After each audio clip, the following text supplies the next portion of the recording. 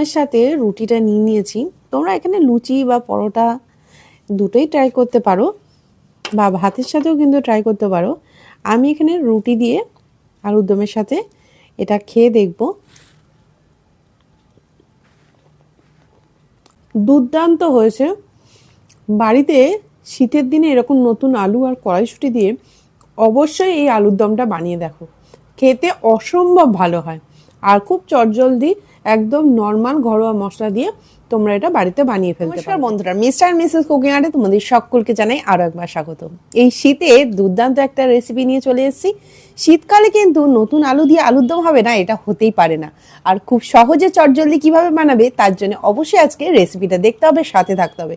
আর যারা নতুন বন্ধু আছো, যারা নতুন নতুন রান্না শিখছো, তারা কিন্তু দেখে নাও এই সহজ পদ্ধতিতে আলুর দমের রেসিপি।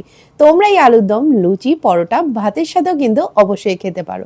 চলো দেখে নেওয়া যাক আজকের এই রেসিপি। আর যারা নতুন বন্ধু আছো, এখনো পর্যন্ত চ্যানেলটাকে সাবস্ক্রাইব করে নাওনি, সাবস্ক্রাইব করে নাও। পাশে থাকা বেল আইকনটা ক্লিক করতে একদম ভুলো না। চলো দেখে নেওয়া যাক আজকের রেসিপি। রেসিপিটার জন্য এখানে আমরা আলু নিয়েছি, নতুন আলু। আর নতুন আলুকে ভালো করে ধুয়ে নিয়েছি, নিয়ে নিয়েছি কড়াইশুঁটি। এইবার রেসিপিটা বানানোর জন্য এখানে আমরা মশলা কিছু ব্যবহার করব। নিয়ে নিয়েছি জিরে, ধনে, গোটা গরম মশলা, গোলমরিচ, জোয়ান, কাজু বাদাম আর দুটো শুকনো লঙ্কা। এখানে আমরা মশলাগুলোকে একটু ভালো করে শুকনো খোলাতে একটু ভেজে নেব। এই সমস্ত মশলাগুলো তোমাদের বাড়িতে একদম ঘরোয়া মশলা দিয়ে কিন্তু এই দুর্দান্ত স্বাদের আলুর দমের রেসিপিটা নতুন আলু দিয়ে শীতকালে অবশ্যই একবার বানিয়ে দেখো, দারুণ টেস্টি হয়। এই মশলাগুলোকে আমরা ভালো করে একটুখানি কড়ার মধ্যে একটু ভেজে নিয়েছি। আর এই মশলাটাকে এরপরে একটু ঠান্ডা করে নিয়ে আমরা গুঁড়ো করে রাখবো। এরপরে আমরা কড়াইয়ের মধ্যে দিয়ে দেব জল। আর জলের মধ্যে একটু নুন দিয়ে দিচ্ছি। নুন আর একটু হলুদ দিয়ে যে আলুগুলোকে আমরা ভালো করে ধুয়ে রেখে দিয়েছিলাম, সেই আলুগুলোকে একটুখানি মাঝখান থেকে সামান্য একটু একটু করে চিড়ে আমরা গরম জলের মধ্যে দিয়ে দেবো আলুগুলোকে সেদ্ধ করার জন্য। এখানে আমি ছোট ছোট সাইজের আলু নিয়েছি। যেহেতু নতুন আলু, তাই খোলাগুলো কিন্তু সেদ্ধ হলে একদম খুব সহজেই ভালোভাবে উঠে আসবে। তাই আলুগুলোকে ঠিক এইভাবে আমরা ঢাকা দিয়ে এটাকে সেদ্ধ করে নেব। আর এদিকে যে মশলাটা ঠান্ডা হয়ে গেছে, সমস্ত মশলাটাকে ভালো করে গুঁড়ো করে নিয়েছি, দেখতেই পাচ্ছ। এরপরে আলুগুলোও এখানে সেদ্ধ হয়ে গেছে। আলুগুলো আমরা দেখে নিচ্ছি, দেখো খুব ভালোভাবে আলুগুলো সেদ্ধ হয়ে গেছে। এরপরে আলুগুলোকে আমরা গ্যাসটাকে অফ করে দিয়ে আলুগুলোকে একটা পাত্রের মধ্যে নামিয়ে নেব। সমস্ত আলুগুলোকে একটা পাত্রের মধ্যে নামিয়ে নিচ্ছি। আর এই আলুগুলো, নতুন আলুর খোসা ছাড়ানো কিন্তু যাদের কাছে মনে হয় যে খুব ঝামেলা বা খুব অনেক সময় লাগবে, একদমই না। তোমরা এইভাবে নতুন আলুগুলোকে সেদ্ধ করে খোলাগুলো ছাড়িয়ে নেবে, দেখবে সহজেই উঠে আসবে। আলুগুলোকে ভালো করে খোলাগুলো ছাড়িয়ে নিয়েছি। এরপরে কড়াইয়ের মধ্যে দিয়ে দিচ্ছি সর্ষের তেল। যেহেতু আমরা আলুর দম বানাবো, তাই সর্ষের তেল আলুর দমে কিন্তু দুর্দান্ত লাগে। এরপরে আলুগুলোকে এই তেলের মধ্যে, তেল গরম হতে আমরা দিয়ে দেব। তেলের মধ্যে একটু ব্রাউন করে ভেজে নেব। আলুর দমের রান্নাতে তোমরা যদি একদম দোকানের মতো বা একদম অনুষ্ঠান বাড়ির মতো টেস্ট চাও, বা তাহলে কিন্তু এই আলুগুলোকে একটু লালচে করে ভেজে নিতে হবে, তাহলে দেখবে টেস্টটা দুর্দান্ত আসে। সমস্ত আলুগুলোকে ভাজা হয়ে গেলে দেখো আমরা একটা পাত্রের মধ্যে আলুগুলোকে তুলে নিচ্ছি। সমস্ত আলুগুলোকে তুলে নিয়ে একটা সাইডে আমরা রেখে দেব। আর এই আলুগুলোকে একটা সাইডে রেখে দিয়ে এই তেলের মধ্যেই দিয়ে দিচ্ছি তেজপাতা, দিয়ে দিলাম শুকনো লঙ্কা, আর দিয়ে দেব গোটা গরম মশলা আর সামান্য পরিমাণে জিরে। এটাকে দিয়ে ভালোভাবে আমি তেলের মধ্যে এটাকে একটু ভালো করে মেশাতে থাকবো, যাতে খুব সুন্দর একটা গন্ধ বার হয় তেল থেকে, আর এই মশলার একটা অসাধারণ যাতে গন্ধটা আসে। এরপরে সমস্ত মশলাগুলোকে একটু ভালো করে তেলের মধ্যে নাড়াচাড়া করে নিয়ে দিয়ে দেব এর মধ্যে টমেটো, কাঁচা লঙ্কা আর আদার পেস্ট। এখানে টমেটো, কাঁচা লঙ্কা আর আদাটাকে একটু ভালো করে পেস্ট করে নিয়েছি।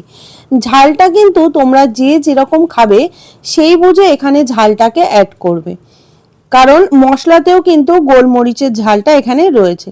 তাই ভালোভাবে তোমরা এখানে মশলাটাকে আমরা কষিয়ে নেওয়ার পরে দিয়ে দিলাম কাশ্মীরি রেড চিলি পাউডার, দিয়ে দিচ্ছি হলুদ। এরপরে সমস্ত মশলাটাকেই ভালোভাবে আমরা মিশিয়ে নেব। যতক্ষণ না মশলাটা থেকে তেল ছাড়বে ততক্ষণ আমরা এটাকে খুব ভালো করে মিশিয়ে মশলাটাকে একটু হতে দেবো, কারণ মশলা যত কষিয়ে নেবে তত কিন্তু আলুর দমের টেস্ট ভালো আসবে। সমস্ত এখানে যে টমেটোর যে পেস্টটা সেইটা খুব ভালো করে কষিয়ে নিয়েছি যাতে একদম টমেটোর কাঁচা গন্ধটা না থাকে। এরপরে সামান্য একটু জল দিয়ে আবারও খুব ভালো করে এটাকে একটু কষিয়ে নিচ্ছি। দেখো একদম তেল ছেড়ে দিয়েছে, তেল ওপরে ভেসে উঠেছে। এই রকম অবস্থাতে আমরা আবারও একটু 1 থেকে 2 মিনিট এটাকে ভালো করে মিশিয়ে নিয়ে যে ভাজা আলুগুলোকে আমরা ছিল সেগুলোকে আমরা দিয়ে দিচ্ছি। সমস্ত আলুগুলোকে দিয়ে দেওয়ার পরে এটাকে আলুর সাথে এই সমস্ত মশলাটাকে আমরা ভালো করে মিশিয়ে নেব। টমেটো, আদা, কাঁচা লঙ্কার যে পেস্টটাকে রেডি করেছিলাম সেটাকে খুব ভালো করে মিশিয়ে নিচ্ছি। এটার সাথে খুব ভালো করে মিশিয়ে এখানে 3 থেকে 4 মিনিট এটাকে খুব ভালো করে মিশিয়ে নিতে হবে। তাহলে দেখবে সমস্ত আলুর গায়ে এই পেস্টটাকে একদম লেগে গেছে আর খুব ভালোভাবে কিন্তু এর টেস্টটাও আসবে। দিয়ে দিলাম স্বাদ মতো নুন, আর দিয়ে দিচ্ছি যে ভাজা মশলাটা আমরা রেখেছিলাম সেই মশলাটাকে আমরা এর মধ্যে দিয়ে দিচ্ছি। ভাজা মশলাটাকে দিয়ে দেওয়ার পরে আবারও খুব ভালো করে মিশিয়ে দিচ্ছি। সমস্তটা ভালো করে মিশিয়ে দেওয়ার পরে আবার একটু আমি ভাজা মশলা দিয়ে দিলাম, কারণ এখানে আমি অল্প পরিমাণে একটু দিয়েছিলাম, তাই 1.5 চামচ মতো ভাজা মশলা দিয়ে দিচ্ছি। ভাজা মশলাটাকে দিয়ে দেওয়ার পরে এখানে আমরা দিয়ে দিচ্ছি ফ্রেশ কড়াইশুঁটি। এখন কড়াইশুঁটি যেহেতু প্রচুর উঠেছে আর এই মিষ্টি মিষ্টি কড়াইশুঁটি এই ঝাল ঝাল আলুর দমের সাথে দুর্দান্ত লাগে, তাই কড়াইশুঁটিটা দিতে একদম ভুলবে না। কড়াইশুঁটিটাকে দেওয়ার পরে এটাকে ভালো করে আবারও মিশিয়ে দিয়ে দিচ্ছি উষ্ণ গরম জল। এখানে আমি উষ্ণ গরম জল ব্যবহার করেছি, যাতে যে একটু আঙুল ডোবানো যাবে সেই রকম উষ্ণ গরম জল এখানে আমি ব্যবহার করেছি। আর এই আলুর দমটাকে ভালো করে মিশিয়ে নিচ্ছি সমস্ত কিছুর সাথে। ভালো করে মিশিয়ে নেওয়ার পরে এটাকে আমরা বেশ কিছুক্ষণ ফুটতে দেবো। আলুটাও কিন্তু সেদ্ধ হওয়া রয়েছে, তাই খুব একটা বেশি সময় লাগবে না আলুর দমটা রেডি হতে। ঢাকা দিয়ে আলুর দমটাকে খুব ভালো করে আমরা ফুটিয়ে নিচ্ছি। দেখো খুব ভালোভাবে কিন্তু ফুটিয়ে নিয়েছি। আর এখানে আমি কাঁচা লঙ্কা কিন্তু এক্সট্রা করে আর দিচ্ছি না, কারণ এখন এর মধ্যে যেহেতু আমি গোলমরিচের গুঁড়ো বা আগে কাঁচা লঙ্কার পেস্ট দিয়েছিলাম তাই দিলাম না। দিয়ে দিচ্ছি স্বাদ মতো এখানে চিনি, আর এটাকে দেওয়ার পরে আবারও খুব ভালো করে মিশিয়ে দিচ্ছি। ভালো করে মিশিয়ে দেওয়ার পরে আলুর দমটাকে আবারও কিছুক্ষণ ফুটিয়ে নেব। আর কিছুক্ষণ ফুটে আসলে দেখবে এখানে আমরা দিয়ে দেব ধনেপাতা, ফ্রেশ ধনেপাতা একদম উপর থেকে। এখন যেহেতু ধনেপাতা খুব ভালোভাবে পাওয়া যাচ্ছে, উপর থেকে ফ্রেশ ধনেপাতা ছড়িয়ে দিলাম, তাহলে আলুর দমের টেস্ট আরও বেড়ে যায়।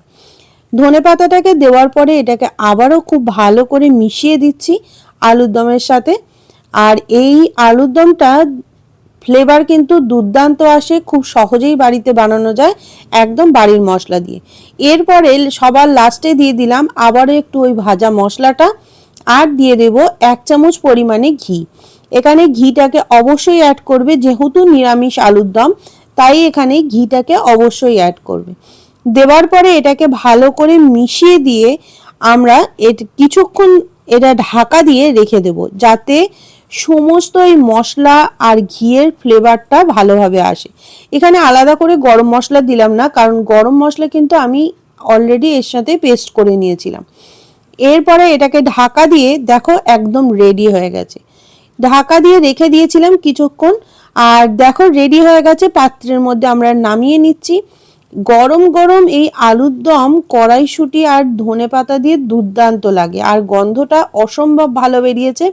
তোমরা কিন্তু বাড়িতে ট্রাই না করলে বুঝতে পারবে না এটা কত সুন্দর টেস্ট। যারা এখনো পর্যন্ত এই নতুন আলু দিয়ে আলুর দম বানাওনি, তাহলে তারা কিন্তু ঝটপট বানাও। এটা ভাত, রুটি, লুচি, পরোটা সকলের সাথে দুর্দান্ত লাগে। আর শীতের এই নতুন আলু আর কড়াইশুঁটি, মিষ্টি মিষ্টি কড়াইশুঁটি দিয়ে দুর্দান্ত লাগে এই আলুর দম। তাহলে অবশ্যই বাড়িতে বানিয়ে আমাকে জানাতে ভুলো না যে কেমন লাগলো এই আলুর দমের রেসিপিটা। আর যারা নতুন নতুন রান্না শিখছো তারা ঝটপট এই সহজ পদ্ধতিতে আলুর দমটা অবশ্যই বানিয়ে নাও। তাহলে আমাদের রেডি হয়ে গেল দুর্দান্ত স্বাদে এরকম আলুর দমের রেসিপি। অবশ্যই এই আলুর দমটা গরম গরম কিন্তু তোমরা একবার ট্রাই করতে পারো, শুধু কিন্তু দুর্দান্ত লাগে। আমি রুটি দিয়ে এটা ট্রাই করেছি, তোমরা এটা লুচি, পরোটা বা ফ্রাইড রাইস বা ভাতের সাথেও অবশ্যই ট্রাই করতে পারো। অসম্ভব সুন্দর হয় আর খুব সহজেই বাড়িতে বানিয়ে নিতে পারবে। চলো আজকের মতো রেসিপি পর্যন্তই, আবারও দেখা হচ্ছে নতুন কোনো রেসিপি নিয়ে। ততক্ষণে তোমরা ভালো থেকো, সুস্থ থেকো। আবারও দেখা হচ্ছে পরবর্তী কোনো দুর্দান্ত স্বাদের রেসিপি নিয়ে।